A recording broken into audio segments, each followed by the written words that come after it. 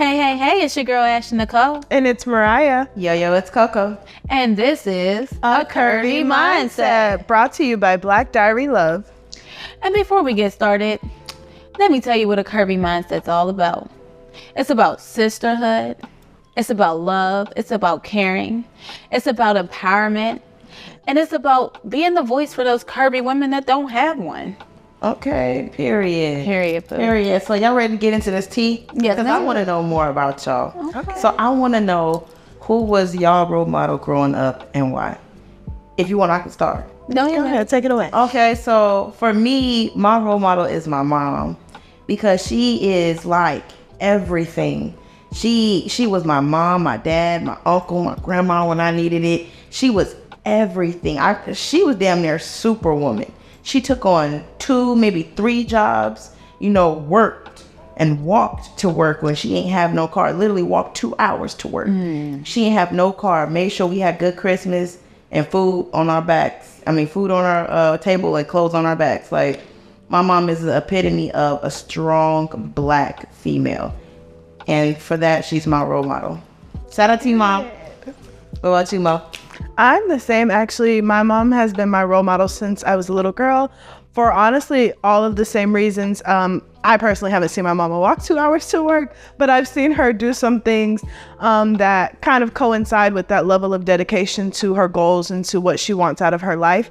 And that only made me become the woman I am today. So definitely my mother. You know what? I love what y'all say. I hope one day my children say the same thing about me, because that's why I work so hard for. But off my soapbox. Anyways, mine, and I'm gonna have to say it, I have more than one. I have 2. My grandmother, she was the heart and soul of my family. Like, she took on her 3 kids plus their kids and so on and so forth. To this day, she still takes on, other people's children.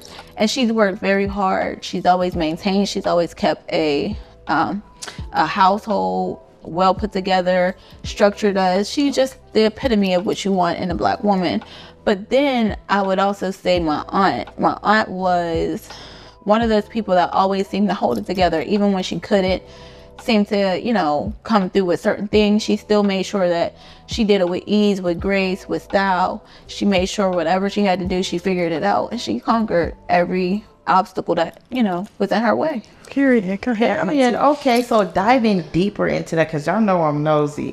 So, I want to know how we all got here to the point, I think it's important they should know how we got here. And I feel like, what would you tell yourself as advice for keeping the determination to strive and move forward? Like, what would you tell your younger self as your future self, as you now? What would you tell your 5-year-old, or I'd say high school self? Definitely choose happiness. Growing up as a kid, especially Black kids, we have a lot of expectations put onto us by our elders, by different people in our family or in our community, because they want us to be the change in our community. And for me, I took a lot of that on and decided not to do the things that I knew would make me happy or that would bring me success and joy in my life. And honestly, if I would have did it differently, I would have just chosen my happiness first and foremost. What about y'all? What about you, Erin? Well, me, I would say stay the course. Definitely stay the course, because I was very ambitious when I was younger. I already kind of knew what I wanted to do, enjoyed it. I had started doing hair when I was younger. Like, I started doing hair at 9 years old. So braiding, all that, it brought me joy to see smiles on other people's faces. So I already had a plan, and everything I did manifested from that plan. And then, unfortunately, I got derailed. And I wouldn't say it was all for the worst, because it brought me to where I'm at today. But what I would say is I would have rather stayed the course. Okay, period. Shit. Something I would say to my high school self is, fuck them bullies. You end up a model, girl. And let me tell you, you end up seeing Amai West, girl. Like, that was very close to him. That's close, girl. Let me tell you, and you get to watch New York Fashion Week. Like, keep going. That's what I would say to myself. Like, keep going. Like, Okay. sorry. No, that is exciting. Okay. No, I'm that's sorry. You know, I felt it a little bit. That was Okay. Oh, girl. So, what else? What else Well, makes you happy? yeah, I was just going to say that. Yeah, I had a question. Okay. What's your Well, my question was, what does happiness mean to you? Wow, that's a great question. Because you guys both talked about, the happiness you had. So what does that mean to you? For me, I'm a free spirit. So happiness is literally like on a case-by-case basis. Like I could wake up today and love cooking. I wake up tomorrow, I never want to cook again. And so for me, happiness means choosing whatever I know is going to make me feel good. I have a good intuition. So immediately if I think about, oh, do I want to go shopping? My gut is going to either hurt or it's going to have excitement in it. And I need to choose only the things that bring me excitement, or as much of the things that bring me excitement as possible, in order for me to feel as though I have happiness. Okay, I feel that. You? Okay. Yeah. Yes. Too. I'm another free spirit, but see, it's different types of free spirits, guys. I find the beauty in everything. I think everything has its own little happiness to it, whether the circumstance, whether it's bad or good. I find the happiness into everything. There's always something good in everything. So I feel like happiness is not only focusing on the bigger picture, but also paying attention to the small mustard seed size details of happiness, because happiness doesn't have to be, a car, a watch, materialistic things. It can be happiness within yourself, or happiness within to see other people happy. I'm telling you, if I'm on a subway and I see somebody laughing, most people get mad. I'll start laughing because what is making you laugh so hard? Because now I want to know. And it's like my heart is singing because yours is. Right. So that's my definition of happiness. Everything is happiness to me. I love that. I love that for you. I really do. Like, that's dope. I think that happiness for me kind of is a little bit of both of what you guys said. It's being able to make people smile, but at the same time, being able to get up every day with a peace over me or a calming over me that makes me feel like, today I can be the best me possible. That makes me happy. That brings me joy. You know what I mean? Like, being able to get up and pay my bills. You know what I mean? Being able to go, just being free and being able to just say, I got this every day. I got this, and not have no care in the world. That makes me a happy me. And you do got this. Y'all both do. We all do. This. We all have got this. Girls, Y'all got it too. Y'all got it. Y'all gotta believe y'all do though. Yes. Some days, baby, I know. It may be, Look. you might have to think about that, and it may be hard. Yes. But yeah, we do got it. Sure. Speaking of some days, what is now, just to, we can't shed the light without acknowledging the darkness, Hey. So what is a dark moment that armored you for the rest of your life? Baby. Yeah, that's a question. Bring out the tissues. Where's the Kleenex? Well, who wants to start? Oh, me. Okay. Let's see. So I think the darkest moment for me that shaped who I am right now was during college. A few things happened. One thing led to another, and I was actually sexually trafficked for 6 months, I believe. The whole story was very weird, like how it happened, how I got to escape. Everything was very abnormal. But through that time, as you guys can see by me getting emotional, I was ready to die. However can take me out the fastest, I would prefer that than what's happening. But for some reason, I wouldn't do anything about it. I wouldn't take my life. I wanted to, or I thought I did, but I wouldn't.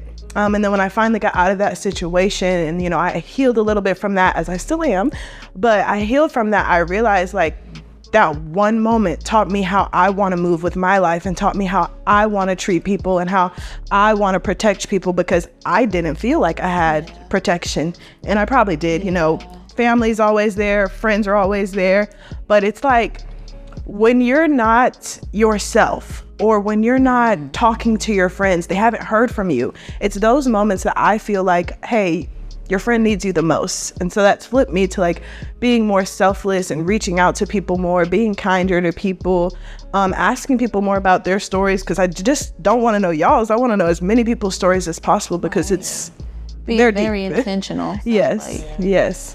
Oh, I'm so sorry for that for you. Because I've known you guys for a while now, and I didn't know your story. Really. I keep good secrets. You do that. But hey, it made you stronger, for sure. and it didn't kill you. For sure. And you know what? You forgive those people. 100%. You forgive them, but never forget. 100%. And don't seek vengeance, because God got them. I'm talking to whoever's trying to seek vengeance out there. Don't even worry, honey. Right. And I want to hear you guys' answers to that question, but just how you were saying, don't seek vengeance or go ahead and forgive them. Those are two things that I appreciate you even for saying, because people that did know my story earlier on, do this to them or don't do this, don't forgive them. But that hurts me and that hinders me. And for so long, I listened to those people and I didn't forgive, or I tried to plot out revenge and it messed up my life versus when I forgave. I see flowers and lilacs. In the great words of Will Smith, hate in your heart will consume you too. oh, say that again. Hate in your heart will consume you too. You'll be thinking after you get this vengeance from somebody, everything gonna be good. Nah, because you ain't gonna be able to live with yourself depending on whatever you do. Man. You know, that's why I say forgive. Yeah. Forgive them, not for their sake, but for your sake. Yeah. Forgive them because you need that mind clearance, you know? Listen, you can't hit them harder than God can. Because God will hit them where it hurts. Yes. So if it happened, go get you some therapy. Go to a friend that you can trust. Yeah. Like she has, like, we are here for you, girl. My village. Always. We are here for you, girl. And I'm sorry you went through that. Oh, boo. Oh my gosh, girl. But what about you, Ash? Yes. Well, I would say that one of the darkest times in my life was more recent than probably y'all's. No. Oh, Jesus. Who would have thought? Oh. Hold on. So, Don't hold it. I caught myself trying to build the family that I didn't have.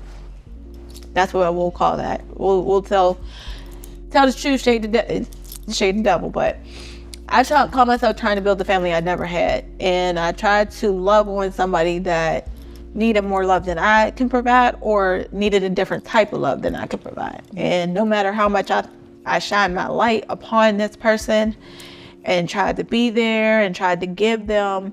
And tried to also make sure that my children didn't have to go without having, their other part of them in their life. I caught myself consuming myself in a world that I lost myself completely. My ex-husband, well, we're still married.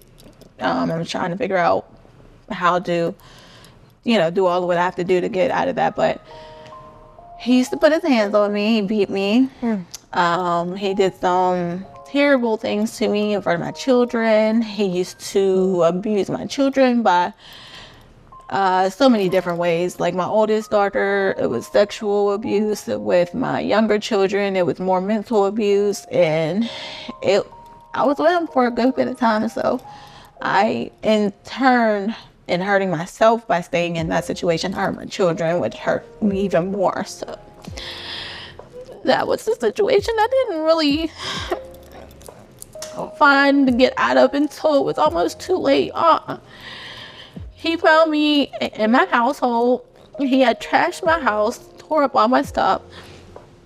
I guess he wanted to burn it, I'm not sure. But he found me in my house and he came up on me, and if I wasn't smart enough to kind of think fast, he would have probably took me out that day. I'd have probably died that day. But we got into a really bad fight and I called the police. He tore up my car, and that's when I knew if I stayed in Pittsburgh or stayed where I lived at, I wouldn't live to see another day. So I got out of there. But that's why I try to be a better person for my children. I hold a lot of guilt, and I'm trying to release that. It's hard. I know, Ash. Listen, Ash. You are strong. I'm so grateful to be friends with both of you guys. I'm friends with some strong women. Oh, Jesus. I mean, of course, it takes one to know. Right, baby. Right. You know? And Don't let them tears fool you. It's strength. right. Maybe I am not sweat. You know? endured enough. But before I get to what I want to say you guys are very strong. Yes. And it's a reason why we all met. You know, we were all meant to build something and create a voice, but we had to start with ourselves before we can start with y'all. Right. You know? So with that being said, I just give you guys applause because y'all made it through some hard times. And y'all are some serious warriors. Spiritually. Right, there you go. Because I choose love, not violence. Girl, shoot. What's A happening? part that armored me for my future was I was bullied in school. They just bullied me day in and day out. I was bullied for being fat. I was bullied for not really, you know, because my head was shaved. Some people that remember me from high school, my hair was shaved, you know, off at one point where I was bald. They kept calling me Little Bill. There's one memory that sticks out to me.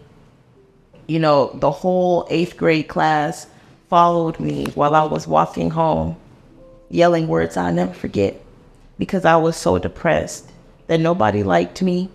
I was depressed because I felt like I wasn't being heard.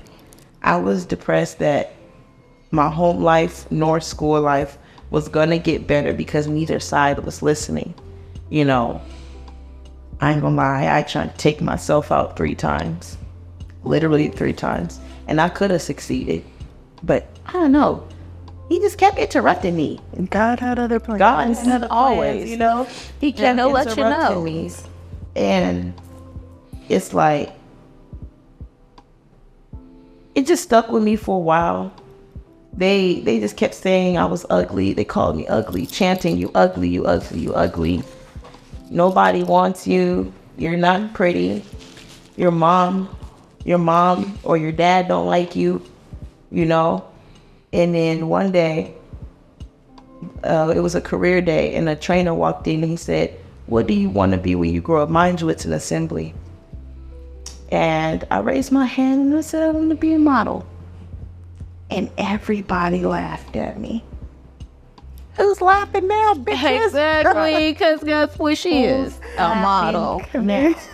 Because And you're a beautiful model.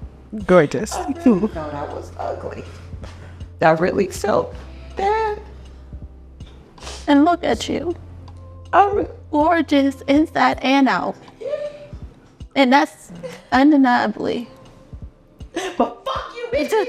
I spent my 21st birthday in New York chilling. Right. Chilling. Big up. Y'all couldn't do shit. And happy bitches is Multi-published model. Multi-published, walk New York Fashion where Week. y'all at miserable. Yeah. So, Wait, then you go to Cali and walk too? Yup, I Girl, walked at baby. the Super Bowl Fashion Week too. Super Bowl Fashion Show too. Like, I really won.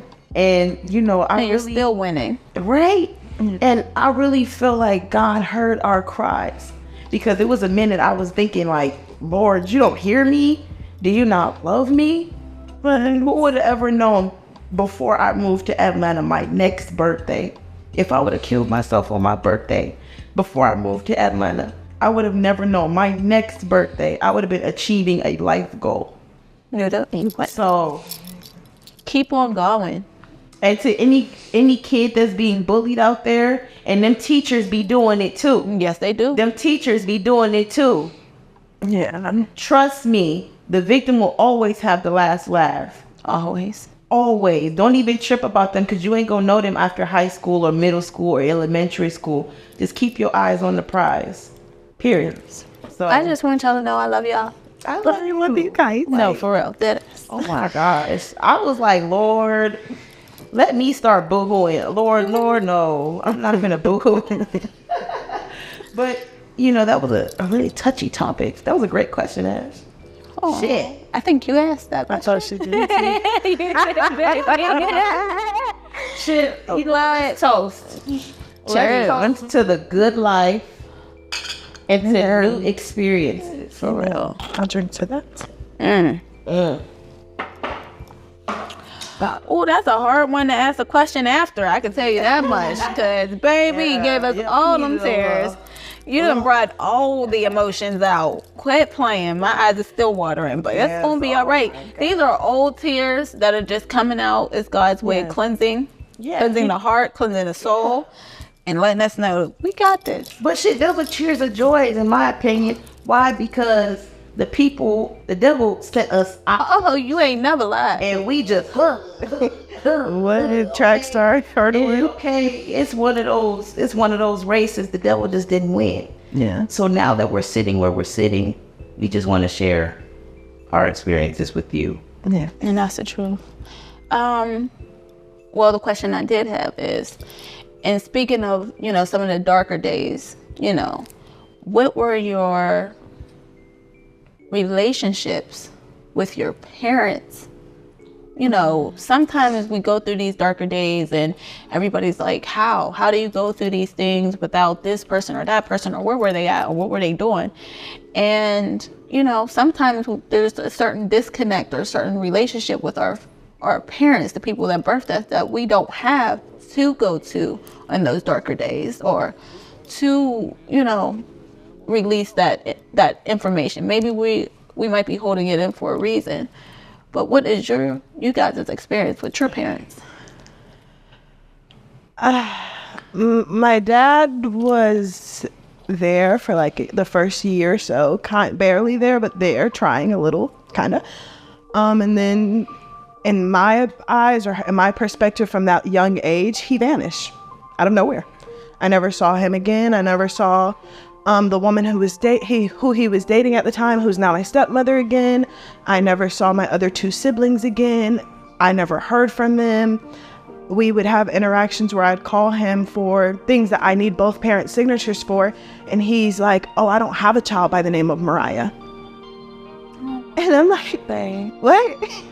And then I turn around and I go to look to my mom, but my mom and I, our birthdays are 2 days apart, and we combat a lot more than we get along.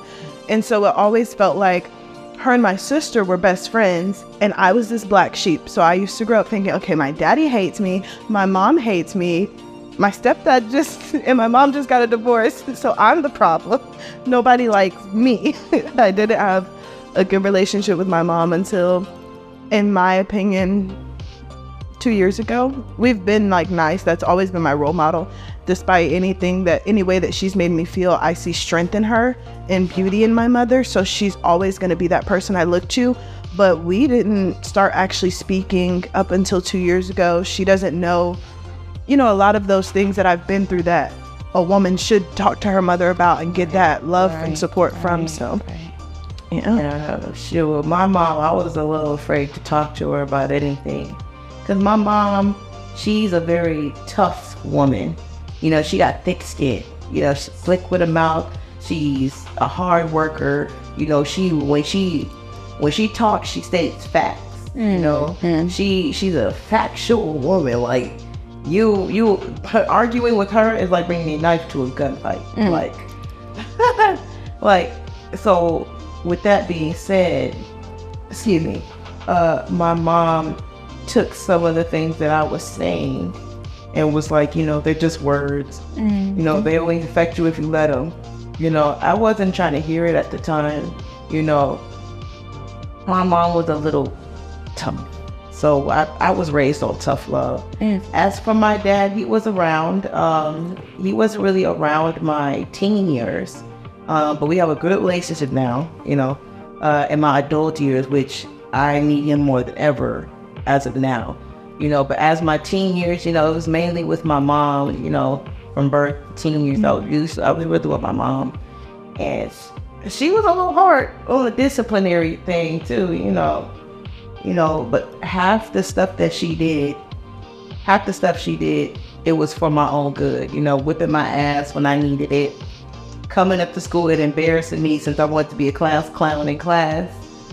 So, yeah. I feel you on that. It was complicated. Yeah. We didn't turn out so bad. I had the same type of tough love. My grandmother was her.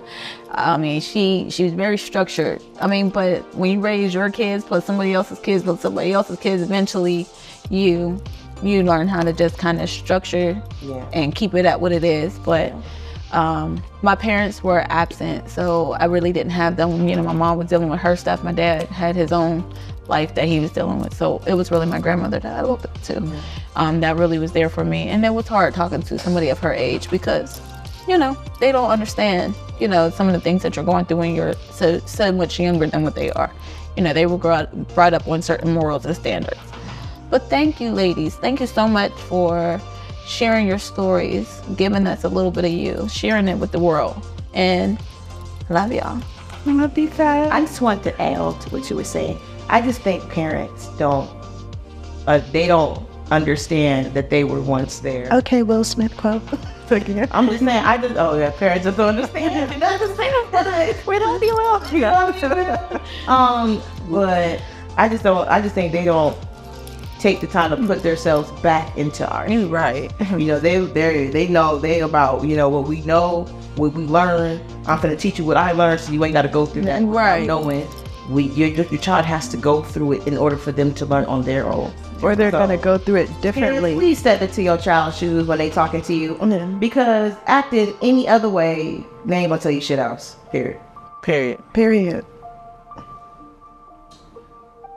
Well, that was I don't care. We had some laughing moments, we had some crying moments, but this shit was good, and I can't wait to express more the next coming seasons. And please, if you guys are ever feeling like you need to call or talk to someone, if you're having those thoughts of suicide, there's a number down below that you can call. Please don't hesitate to call. Put in the comments any questions, comments, or concerns that you have. And on the next episode of A Curvy Mindset, A Curvy Mindset, all the tea. We gonna be laughing, crying, and a bunch more other shit. So, and probably a bunch of crime. Yeah. So definitely come back for some more tea. So it's your girl, Coco, Moriah, and AshleyNicole. Bye. Bye.